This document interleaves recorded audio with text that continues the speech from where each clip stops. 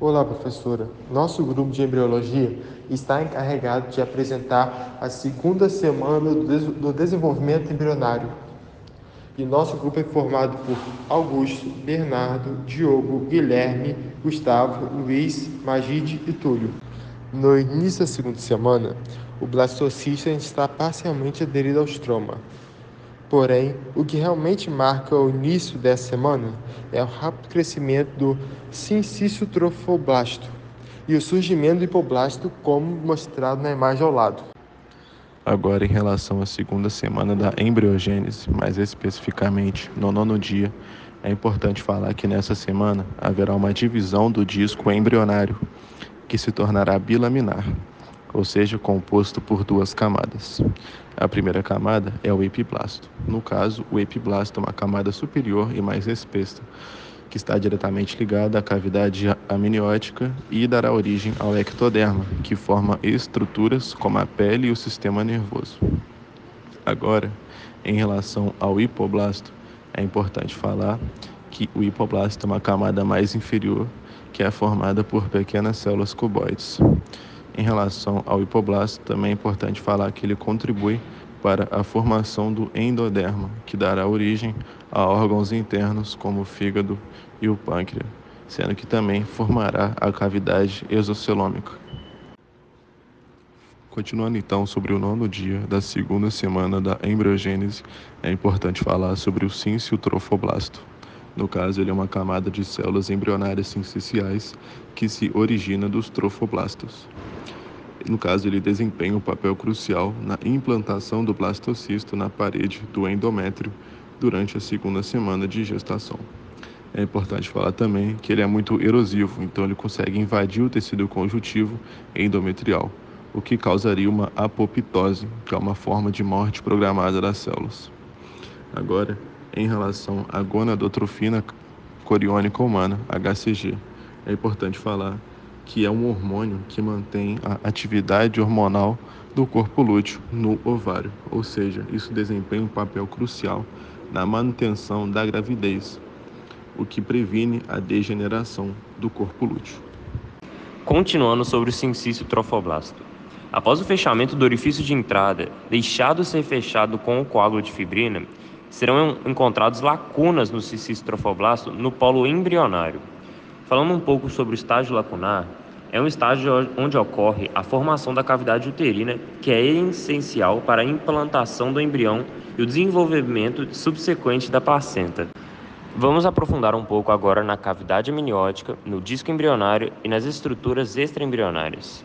O disco embrionário bilaminar, ele se situa entre o saco viterino primitivo e a cavidade amniótica, cavidade essa que já estava formada desde o 8º dia após a fertilização.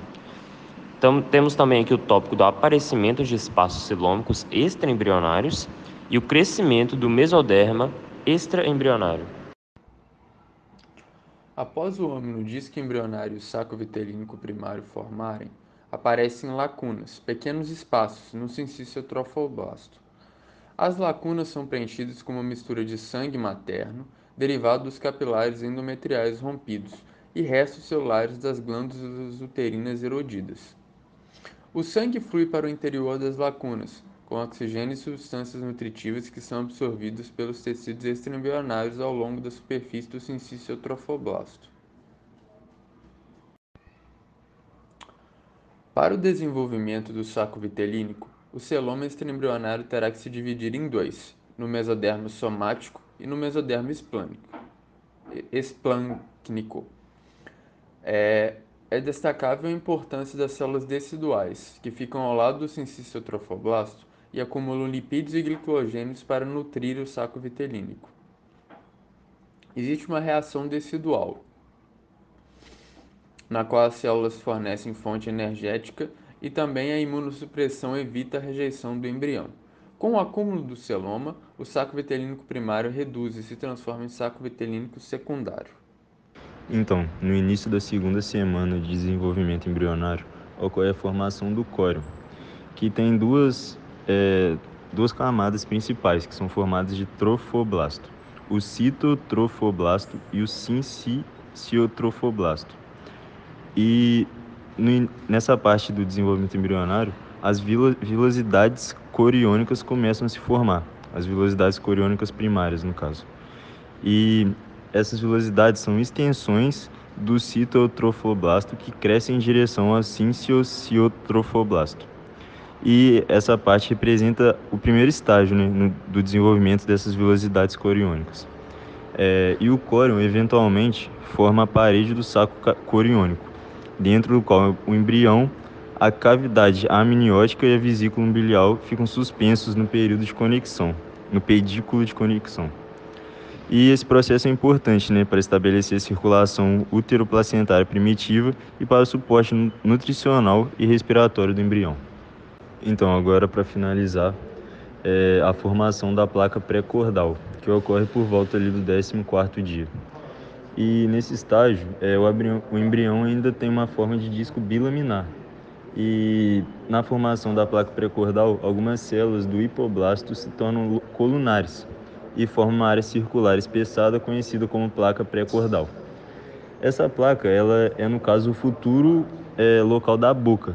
E ela atua como centro organizador ali, crucial para a região da cabeça do embrião. A placa pré-cordal também sinaliza o início da formação da notocorda, que é essencial para o desenvolvimento do eixo longitudinal do embrião. Professora, eu gostaria de agradecer pelo seu tempo em escutar nosso trabalho, e aqui são as referências que nós utilizamos.